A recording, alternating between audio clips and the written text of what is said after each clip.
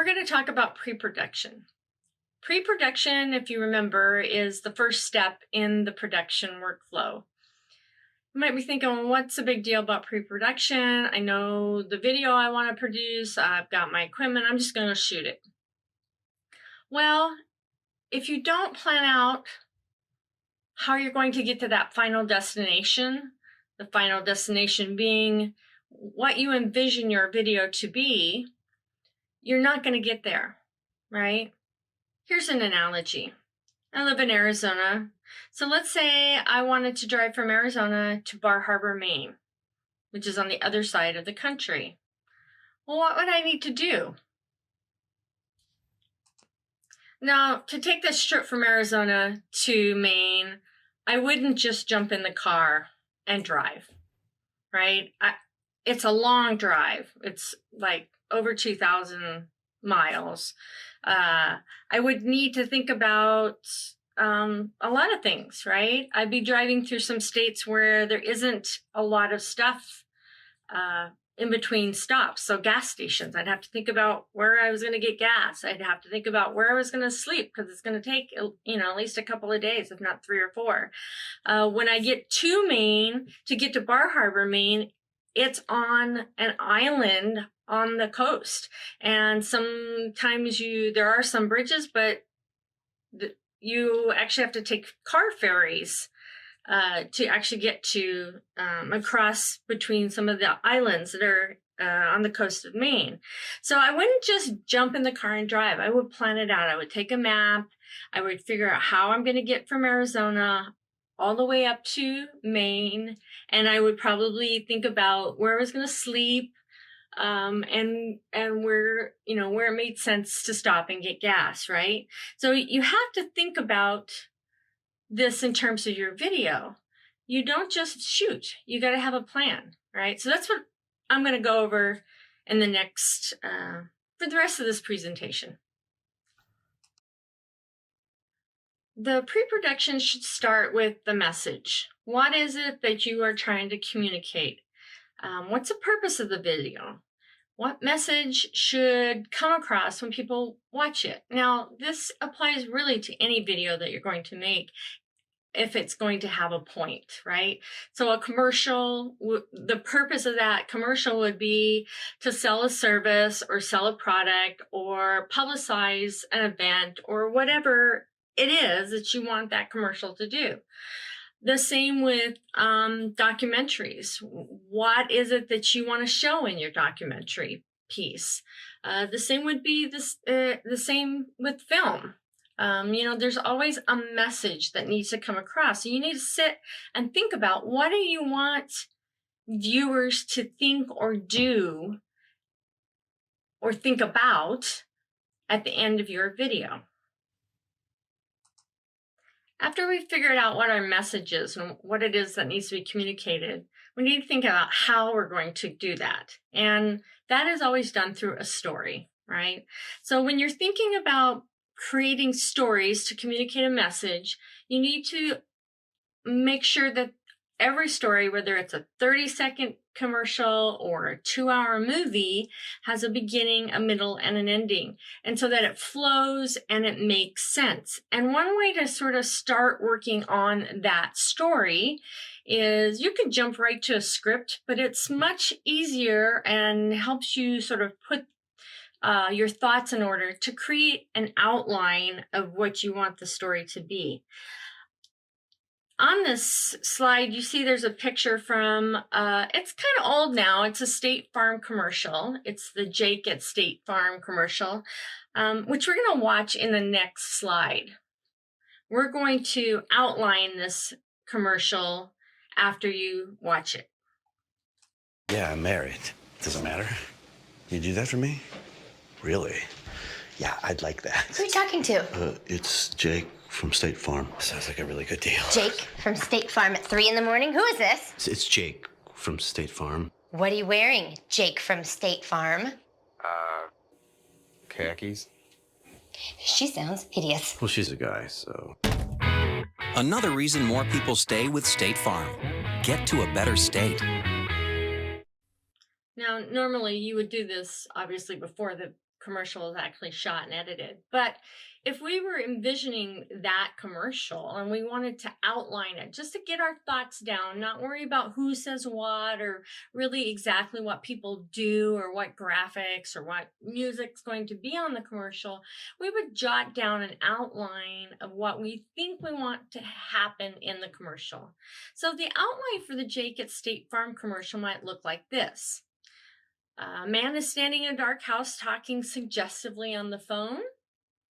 And then we see his wife come into the room and she wants to know what he's doing.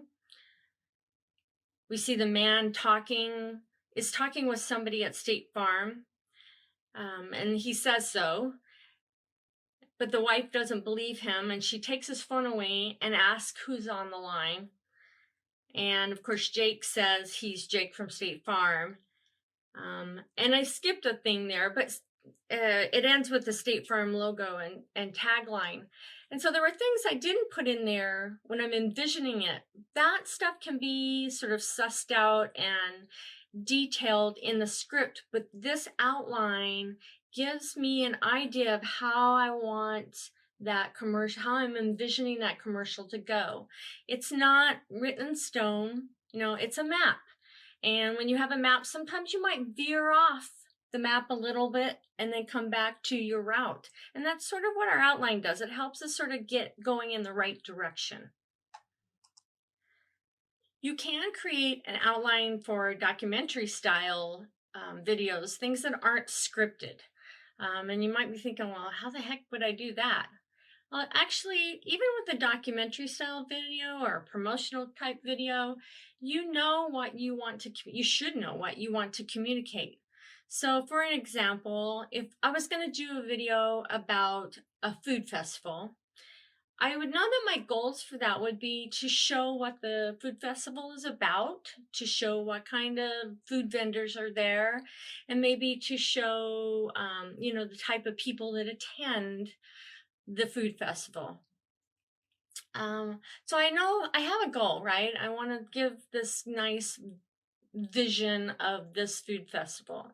Or if it's something negative, I might not say, well, I want to promote it, but I want to see what really happens here, right? So I might outline this way. You still got to go in with a plan. You don't want to just show up at something like that where you're doing documentary without having a plan, or you will not get what you need. So here's an outline that you could do potentially for something like a food festival. I would start with like a really wide establishing shot of the food festival. So I'd probably shoot, at least 2 or 3 different versions of that I could possibly use. I would set up interviews with at least, 3 of the vendors, such as like, if this is just all made up, right? But Spice Guy, Veggie Delight, and Cupcake Heaven. And I would have a list of questions developed. So questions like, why do you participate? Does this help your business sales? What other food here is your favorite, right? So there I'm finding out about their businesses, but I'm also finding out about them as people. I might also interview festival attendees. Now, this you can't set up beforehand unless you happen to know somebody that's going. So you might have to actually, identify and approach people right there and ask them if they submit to an interview. And for them, I'd ask questions like, so what brings you here today? What's your favorite so far? Is this your first time here? Questions like that, right? I would make sure that I recorded a lot of B-roll. So lots of close-ups of food, of the vendors themselves, of the participants. And of course, I'd want to make sure, especially since that's a public event, to get model releases signed by everyone that I videotaped, if possible. And then I would end the video probably with info or information about the festival, like, do they have a website? What dates does it happen? The typical time of year, and so on. And if there's any graphics, like a logo that are associated with that festival, I would include that. So here I've got sort of a plan about what I would do once I got to the food festival, and not just wander around and get random shots and hope they edit into a story. After you're done with the outline, the next step is to write a script. I'm going to show you 3 different scripts that are the most used scripts, and then we're going to dive into one that we'll be using for this course because it is used for more commercial uses. The first script I'm going to show you here is the film script. Now, the film script has very unique formatting, as you can see. The names of the characters are in all caps. The dialogue underneath those names is indented quite a bit more from the other text, which describes what's happening in the film. Now, this is used for narrative film only. So narrative film could be anything from a short film to, a 3-hour epic film. Basically, when we say that they're for narrative films, narrative means they're telling a story. So this is fictional narrative, or it could be true story, but it's usually fictionalized, or it's like, movies like The Blind Side or something like that that's based on a true story, but it still has to be written into a narrative. We're not going to be using that form in this class because we're concentrating on commercial video. The next type of script is a TV show script. Now, this TV show script is written for a show that is either taped or filmed live, or even if it's not live, it uses several cameras rather than just one camera. And so what you see here is it delineates, it's kind of like the film's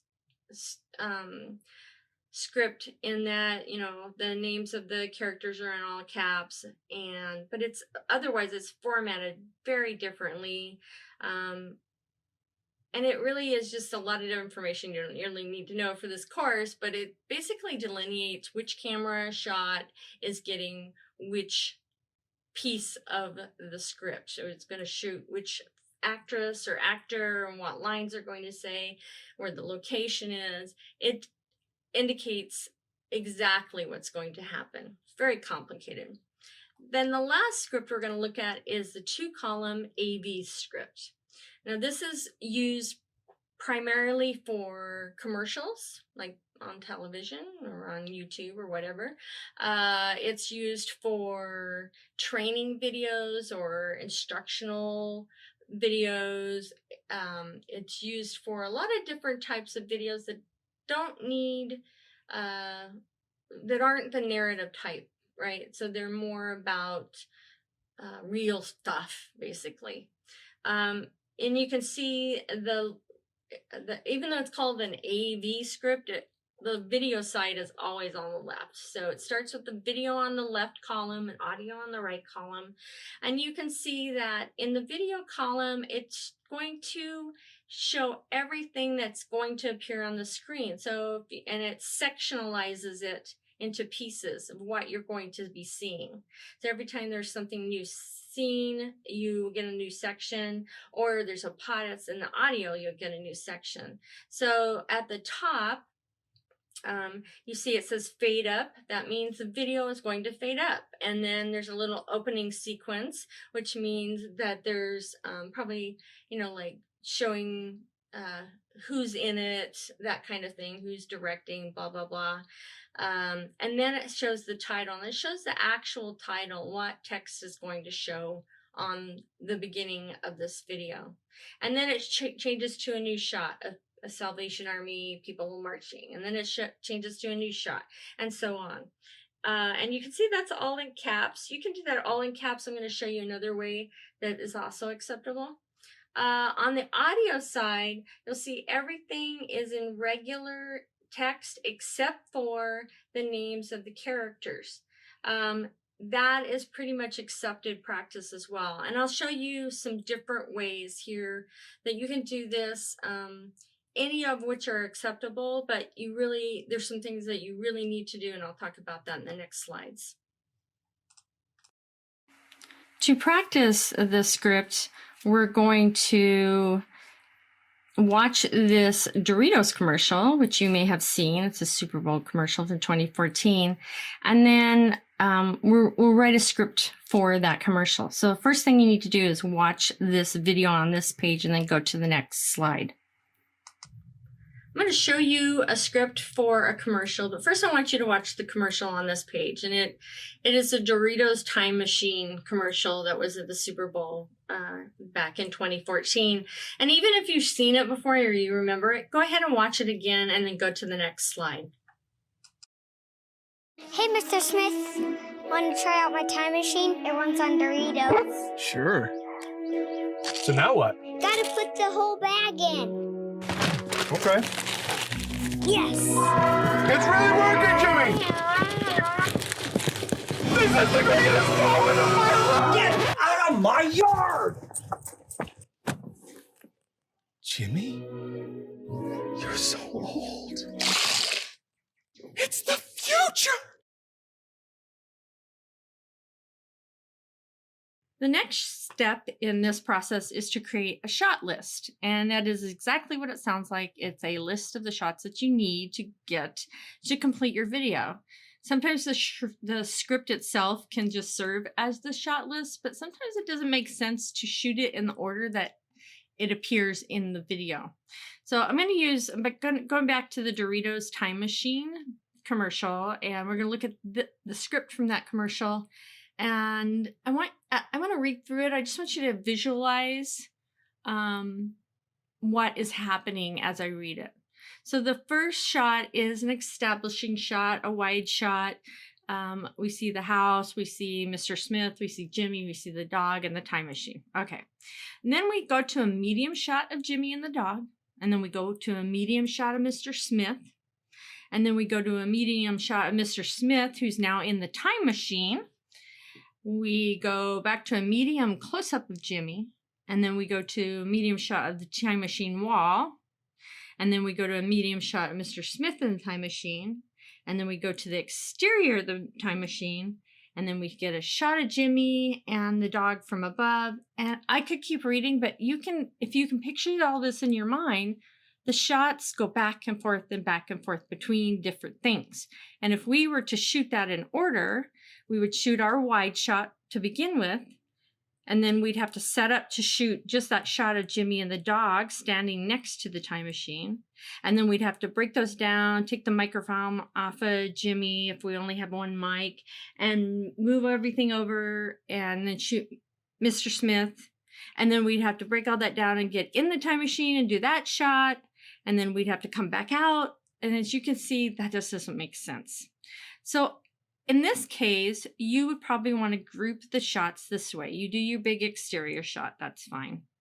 And then you can do either all Jimmy or all Mr. Smith. Either way, it works out okay. I would first do Jimmy because Mr. Smith actually has exterior and interior in the time machine shots. So it's best to group those as sort of one big group. So I would do all of the shots of Jimmy and the dog, right? So I do this one, I do this one, I do this one, and so on. And then when I was done with all the shots of Jimmy, I would do all the shots of Mr. Smith when he's outside of the time machine. So I would do this one, and that's actually the only one I need to do outside the time machine until he comes back out of it to talk to the homeowner. But he's not alone. I don't think he's alone in that shot. So yeah. Right, so I do all Mr. Smith's outside, which I think is just this one by himself. And then I would do all the inside the time machine, such as this one, this one, this one. And then I would do, once I was done with all the Mr. Smiths, there's one shot from the outside by himself, and then all the shots in the time machine. I would then do the shots of him, Mr. Smith, coming out with the man, the homeowner. I do all those over the shoulder shots. And then I would do one shot maybe of the man coming out of the house. Although I might have done that when I did Jimmy's shots, because Jimmy's in that shot as well. So you can see now I have groups. So I'm not moving back and forth and back and forth and back and forth. I'm doing a set at a time. That saves a huge amount of time and effort when you're producing. And if you're paying somebody to run equipment or be on your crew, or if you're renting equipment, time is money. So you have to shoot it more efficiently. And one way to do that is to group your shots and then create a shot list that has the shots in that order. After the script is written, you might do a storyboard. Now, storyboards are done for, lots of films that have like action scenes or animated scenes or other special effects. You might see animated films are usually storyboarded. Commercials, industrial films, training films, they are almost always storyboarded, especially commercials. And that reason for commercials being storyboarded is it's a very short amount of time to communicate a message, and whoever, developed the script for the client or with the client will want to make sure that that vision that the client has and that the originators of the script have are communicated properly to whoever's making the video. And so storyboards are a great way to do that. I have two examples here. The first one here is one I developed or I drew myself. I am not an artist, as you can tell, but that's okay. It still gets the idea across. Each of the panels shows a different shot or not really scene, but different shot. Underneath the panels, you see the audio is included, and it's formatted pretty much the same way that it's formatted on the script. If there's text on the screen, like the state of unrest that shows up on the first screen, you see I show movement with the arrows. It basically shows what I want that commercial to look like. Here's another version of it that I did with an online tool, which I can't remember what I used in particular, but it allowed me to put in pictures for backgrounds. Those are actually pictures from my house because my stairs were oddly somewhat similar to the actual commercial. And then I was able to create these characters and put different expressions on them and have different shots. It was very time consuming, but it's very clear about what I was thinking or what the commercial is supposed to look like from that storyboard. So that is the value of the storyboard. It is for anyone who directs the production, any actors. Again, it operates a lot in the same way that a script does, but it helps with the visuals, especially for like the director and the editors and those kind of people. The next step in this process is to create a shot list, and that is exactly what it sounds like. It's a list of the shots that you need to get to complete your video. Sometimes the script itself can just serve as the shot list, but sometimes it doesn't make sense to shoot it in the order that it appears in the video. So I'm going back to the Doritos Time Machine commercial, and we're going to look at the script from that commercial. And I want to read through it. I just want you to visualize what is happening as I read it. So the first shot is an establishing shot, a wide shot. We see the house, we see Mr. Smith, we see Jimmy, we see the dog and the time machine. Okay. And then we go to a medium shot of Jimmy and the dog. And then we go to a medium shot of Mr. Smith. And then we go to a medium shot of Mr. Smith, who's now in the time machine. We go back to a medium close-up of Jimmy. And then we go to a medium shot of the time machine wall. And then we go to a medium shot of Mr. Smith in the time machine. And then we go to the exterior of the time machine. And then we get a shot of Jimmy and the dog from above. And I could keep reading, but if you can picture all this in your mind, the shots go back and forth between different things.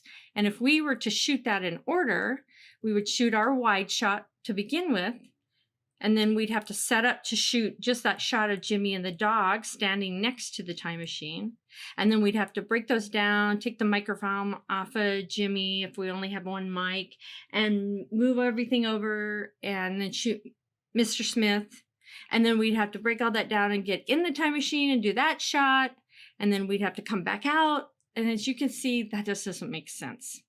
So in this case, you would probably want to group the shots this way. You do your big exterior shot, that's fine. And then you can do either all Jimmy or all Mr. Smith. Either way, it works out okay.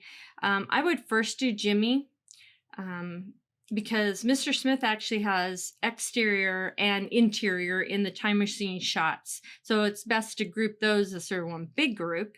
So I would do all of the shots of Jimmy and the dog, right? So I do this one, I do this one, I do this one, and so on. And then when I was done with all the shots of Jimmy, I would do all the shots of Mr. Smith when he's outside of the time machine. So I would do this one, I would, and that's actually the only one I need to do outside the time machine until he comes back out of it to talk to the homeowner. But he's not alone. I don't think he's alone in that shot. So he's, yeah. Right, so I do all Mr. Smith's outside, which I think is just this one by himself. And then I would do all the inside the time machine, such as this one, this one, this one. And then I would do, once I was done with all the Mr. Smiths, there's one shot from the outside by himself, and then all the shots in the time machine. I would then do the shots of him, Mr. Smith, coming out with the man, the homeowner. I do all those over-the-shoulder shots, and then I would do one shot maybe of the man coming out of the house. Although I might have done that when I did Jimmy's shots because Jimmy's in that shot as well. So you can see now I have groups. So I'm not moving back and forth and back and forth and back and forth. I'm doing a set at a time. That saves a huge amount of time and effort when you're producing. And if you're paying somebody to run equipment or be on your crew, or if you're renting equipment, time is money. So you have to shoot it more efficiently. And one way to do that is to group your shots and then create a shot list that has the shots in that order. Now you're all done planning out what you want the video itself to be, the commercial or whatever you want it to be. Now you have to plan out all the other stuff because you can't just say, okay, we're going to go shoot this on Saturday. See you there, right? You have to figure out what equipment you need, what cameras, do you need tripods or do you have other support mechanisms? You need microphones. You probably need backup microphones. It's always good to bring a second microphone that you're not planning on using just in case something happens to one of the ones you are using. Do you need lights? Do you need reflectors? Do you need anything like that? And then also, besides those big pieces, you got to think of the little pieces, the accessories, batteries, cables, any stands, mic stands, or other types of stands, clamps. It's always good to have a roll of tape. You need to make sure you have the media that you're going to record on. All that kind of just little stuff.